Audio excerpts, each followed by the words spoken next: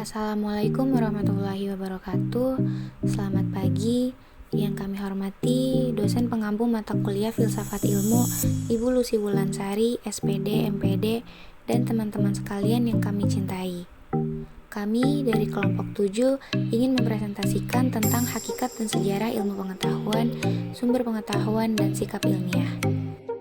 Sebelumnya, kami akan memperkenalkan kelompok kami yang beranggotakan Taliar Viana Fahira dengan NPM 2020015000353, Mutiara dengan NPM 2020015003444, dan Talita Sela Fernanda dengan NPM 2020015003446. Hakikat ilmu pengetahuan. Ilmu pengetahuan ialah ilmu pengetahuan yang telah diolah kembali dan disusun secara metodis, sistematis, konsisten, dan koheren. Inilah ciri-ciri ilmu pengetahuan yang membedakan dengan pengetahuan biasa. Agar pengetahuan menjadi ilmu, maka pengetahuan tadi harus dipilih menjadi suatu bidang tertentu dari kenyataan dan disusun secara metodis, sistematis, serta konsisten. Pengetahuan dan ilmu pengetahuan tentu berkaitan dengan realitas. Orang yang mempelajari pengetahuan dan ilmu pengetahuan akan menelusuri realitas secara cermat. Hakikat, kenyataan, atau realitas memang bisa didekati dari sisi ontologi dengan dua macam sudut, yaitu kuantitatif dan kualitatif.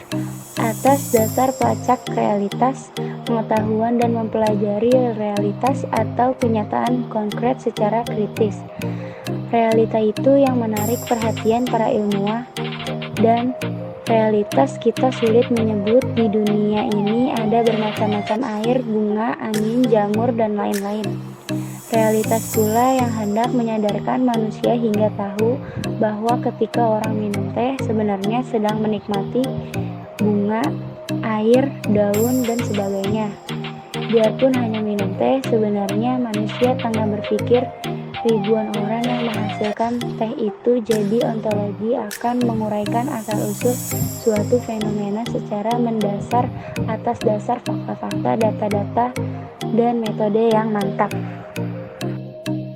Sejarah ilmu pengetahuan pada zaman Renaissance dan modern. Nama Renaissance digunakan untuk menandai masa-masa antara abad ke-16 dan dimatangkan ke abad 18. Kata Renaissance sendiri berasal dari bahasa Perancis yang arti harfiahnya adalah kelahiran kembali. Istilah ini mengandung arti bahwa terdapat sesuatu yang pernah ditinggalkan atau dilupakan orang dan sekarang lahir atau mulai dipakai kembali. Pada zaman ini secara berunsur-unsur melepaskan diri dari otoritas kekuatan gereja yang selama ini telah membelenggu kebebasan filsafat dan ilmu.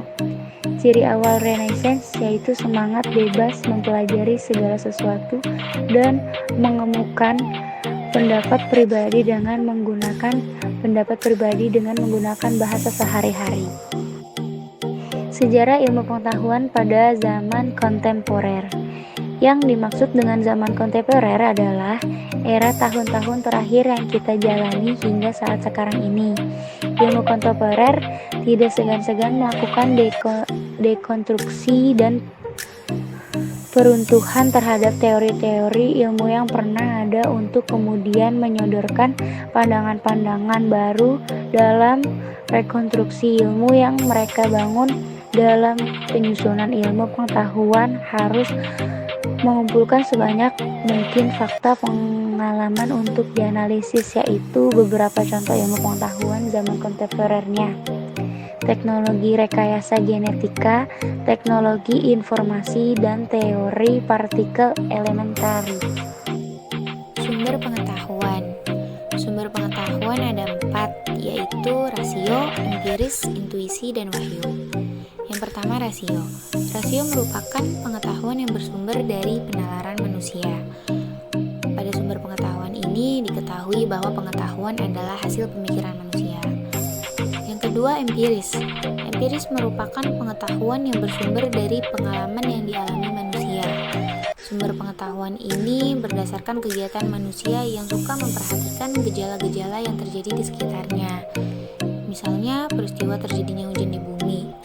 Peristiwa ini terus terulang dan dengan proses kejadian yang sama. Hal ini menjadi daya tarik bagi manusia. Lalu muncul pertanyaan, mengapa selalu turun hujan?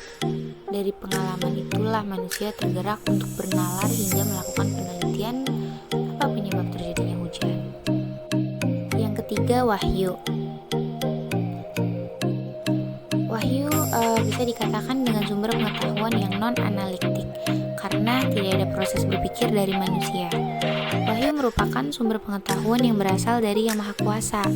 Biasanya yang dapat menerima sumber pengetahuan ini adalah manusia-manusia pilihan. Contoh yang paling dekat adalah para nabi Allah yang menerima pengetahuan dari Allah. Kisah-kisah mereka pun banyak menginspirasi banyak orang. Dan yang terakhir, intuisi. Intuisi merupakan sumber pengetahuan yang tidak menentu dan didapatkan secara tiba-tiba.